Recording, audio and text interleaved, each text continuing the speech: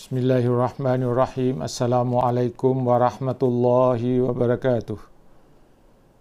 Alhamdulillahi rabbil alamin. Wassalatu wassalamu ala ashrafil anbiya'i wal mursalin wa ala alihi wa sahbihi ajmain, amma ba'd. Para pendengar, para pencinta ilmu yang dirahmati Allah Subhanahu wa ta'ala. Pertama-tama marilah kita panjatkan puja dan puji syukur kehadirat Allah Subhanahu wa ta'ala atas segala rahmat, nikmat dan karunia yang diberikannya kepada kita sekalian, sehingga kita senantiasa dalam keadaan sehat walafiat. Para pendengar, para pencinta ilmu yang dirahmati Allah Subhanahu wa ta'ala, uraian kita masih pada memahami perjalanan hidup dan mati.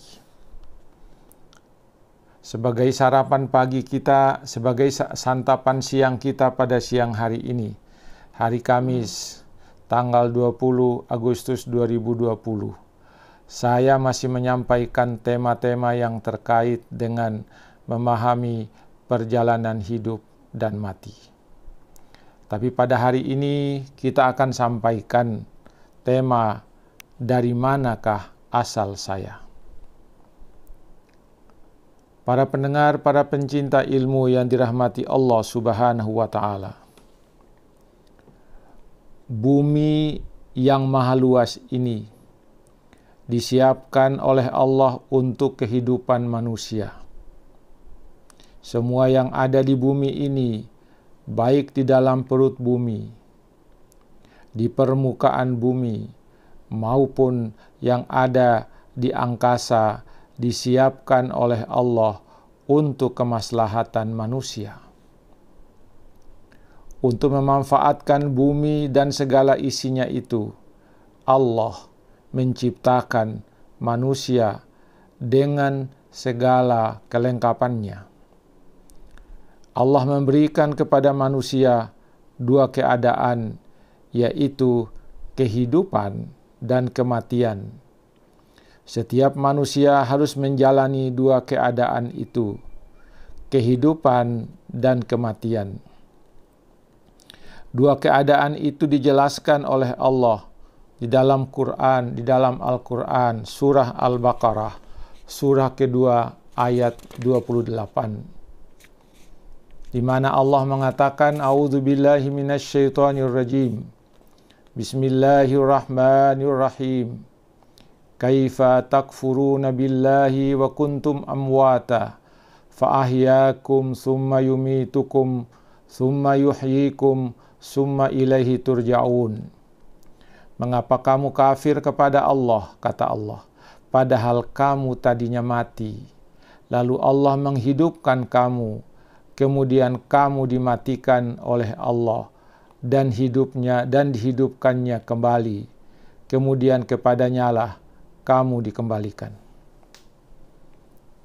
Keberadaan setiap manusia di dunia ini hingga akhirat kelak melalui 5 tahap.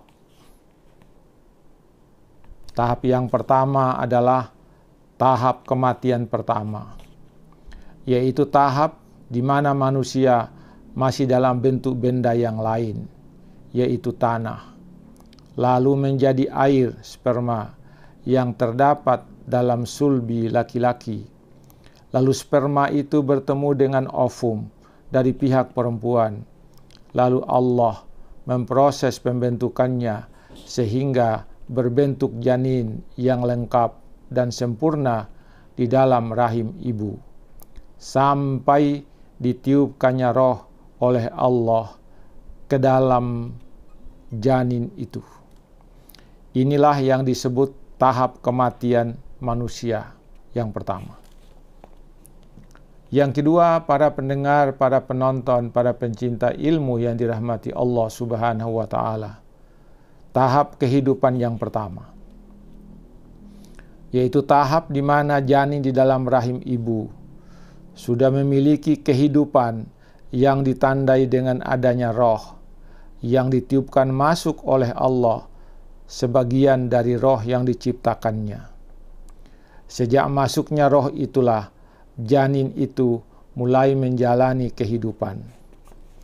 Kehidupan tahap pertama ini akan dijalani oleh manusia sejak memiliki roh di dalam rahim ibu, hingga roh itu keluar atau dicabut kembali oleh Allah Subhanahu wa Ta'ala pada waktu yang telah ditentukan baginya, yaitu ajal. Yang boleh jadi beberapa saat kemudian Allah mencabut nyawa, atau beberapa saat setelah keluar dari rahim ibu, atau setelah dewasa, dan atau sampai setelah berumur. Tahap ini mulai dimasukkannya roh dan sampai dicabut kembali oleh Allah Subhanahu wa Ta'ala. Itulah yang disebut tahap kehidupan yang pertama. Para pendengar, para pencinta ilmu yang dirahmati Allah Subhanahu wa Ta'ala. Tahap kematian yang kedua, yaitu tahap di mana Allah mencabut kembali nyawa manusia yang ditandai dengan berpisahnya roh dari jasad atau badan manusia. Roh akan kembali kepada Allah dan dibawa ke alam barzah, dan jasad akan dikembalikan ke dalam tanah yang menjadi tempat asalnya, yaitu kuburan. Para pendengar, para pencinta ilmu yang dirahmati Allah Subhanahu wa Ta'ala. Tahap kehidupan yang kedua, yaitu tahap di mana Allah menghidupkan kembali manusia dengan dimasukkannya kembali roh itu ke dalam badannya ketika sudah berada di dalam alam kubur.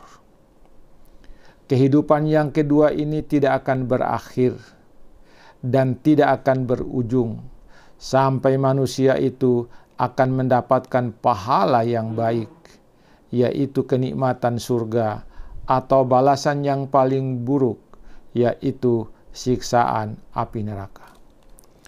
Kehidupan yang kedua ini tidak pernah berakhir sampai kapanpun. Kemudian yang kelima, tahap yang kelima adalah tahap pengembalian manusia kepada Allah, yaitu tahap di mana Allah akan mengembalikan manusia kepadanya. Mulai dari kebangkitan kembali, manusia lalu menjalani hisab, berjalan di atas titian atau sirat, hingga manusia berada di dalam surga atau berada di dalam neraka. Para pendengar, para pencinta ilmu yang dirahmati Allah Subhanahu wa Ta'ala. Dari uraian ini dapat kita simpulkan bahwa ada 5 tahap yang harus dilakukan atau dijalani oleh manusia dalam kehidupannya ini. Tahapan pertama adalah kematian pertama. Tahap kedua adalah tahap kehidupan pertama. Tahap ketiga adalah tahap kematian yang kedua. Tahap keempat adalah tahap kehidupan yang kedua. Kemudian tahap yang kelima, pengembalian makhluk manusia kepada Allah Subhanahu wa Ta'ala. Para pendengar, para pencinta ilmu yang dirahmati Allah Subhanahu wa Ta'ala. Pasti semua kita yang sudah hidup di alam dunia sekarang akan menjalani tahapan-tahapan itu. Ini sekarang untuk kita, baru saja kita menjalani tahapan pertama dari kematian, kemudian baru kita menjalani tahap kehidupan yang pertama. Tahap kematian yang kedua, saya kira tidak lama lagi kita akan mengalaminya. Cuma tidak tahu siapa yang lebih duluan di antara kita ini. Di antara para pendengar siapa yang lebih duluan, kita tidak tahu. Hanya Allah yang tahu siapa di antara kita yang lebih duluan. Tapi yang jelas, kita masih mengharapkan umur yang diberikan oleh Allah Subhanahu wa Ta'ala.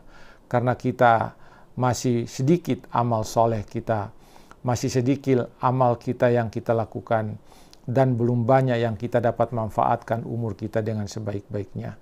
Marilah kita memanfaatkan sisa umur ini untuk mendekatkan diri kepada Allah, untuk mendekat kepada Allah, untuk mengabdi kepada Allah. Karena nanti tidak lama lagi kita akan mengalami kematian dan kita akan menjalani kematian yang kedua. Para pendengar, para penonton, para pencinta ilmu yang dirahmati Allah Subhanahu wa Ta'ala, sekian dulu yang saya bisa sampaikan pada hari ini. Semoga ini menjadi santapan siang rohani kita pada siang hari ini, hari Kamis 20 Agustus 2020. Semoga ada manfaatnya bagi kita sekalian. Lebih dan kurangnya mohon dimaafkan. Assalamualaikum warahmatullahi wabarakatuh.